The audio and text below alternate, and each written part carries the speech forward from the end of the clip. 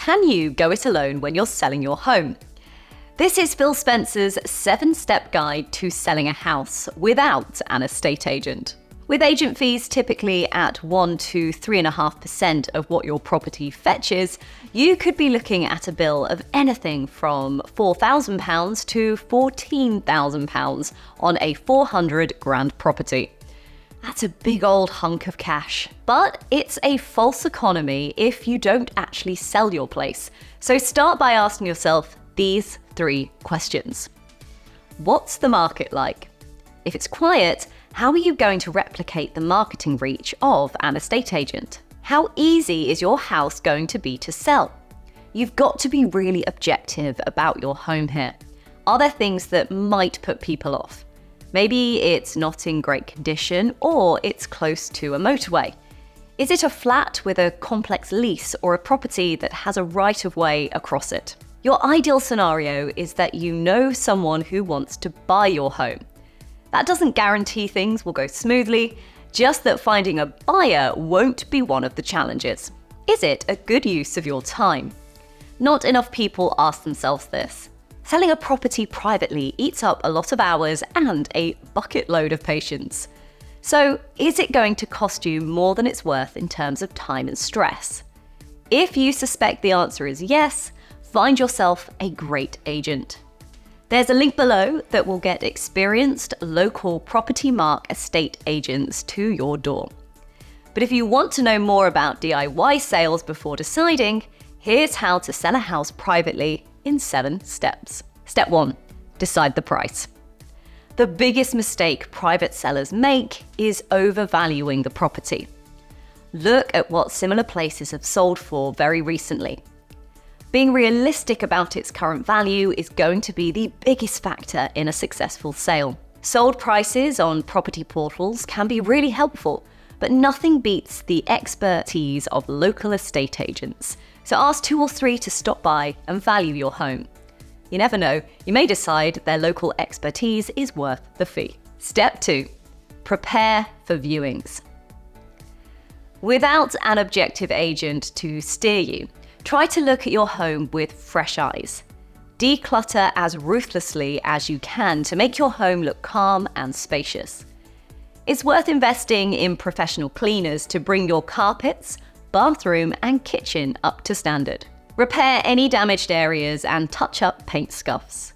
Weed the drive and spruce up the front garden to give your home curb appeal. And don't forget the back garden too. Step 3. Market your home. Marketing your home is one of the most challenging things about selling privately. While you can't compete with the property portals, estate agent websites and their lists of hot buyers, you can get creative. Look at advertising in your local paper or parish magazine.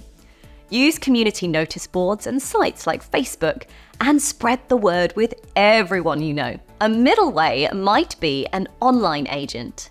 They won't have the same local knowledge as a high street agent, but they will be able to advertise your home on some property portals, and they'll be cheaper than a traditional agent. Either way, make sure your photos are plentiful, clear, and professional looking. And don't forget a properly drawn up floor plan. Buyers really like to see these before deciding whether to view. Step 4. Handle viewings. An important safety step is to make sure you don't give your full address on ads. Wait till you've spoken to someone in person and have their contact details before giving your address. Once you've got an appointment booked, you need to remember that a first viewing is more about absorbing the big picture. However, you should be prepared with the answers to a few key questions. Typically, that might be things like, how much is the council tax and other bills? Have you had much interest in the property? What fixtures and fittings are included in the price? And why are you moving? Think about having a friend or family member around for viewings for security reasons. Step 5. Negotiate with buyers. Hopefully, at least one of these viewings results in an offer. Negotiating can be difficult and emotional. Remember, it's not personal. The nature of the process is that the buyer wants to pay the minimum possible, and you want the maximum possible. Negotiation is all around finding a middle ground, which means both parties need to be realistic and flexible. Step 6. Accept an offer. Once you've got an offer that you're happy with, make sure you've got it in writing, along with anything else you've agreed.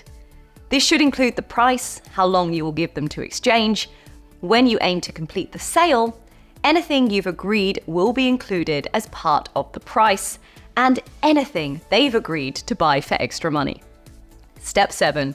Complete the deal. Your solicitor is key to any property deal, and never more than when selling privately, because you don't have the estate agent as the middleman chasing things up. So make sure you choose someone who is experienced with your type of property. Things can go wrong with any property deal, so what should you look out for in particular when you're selling privately?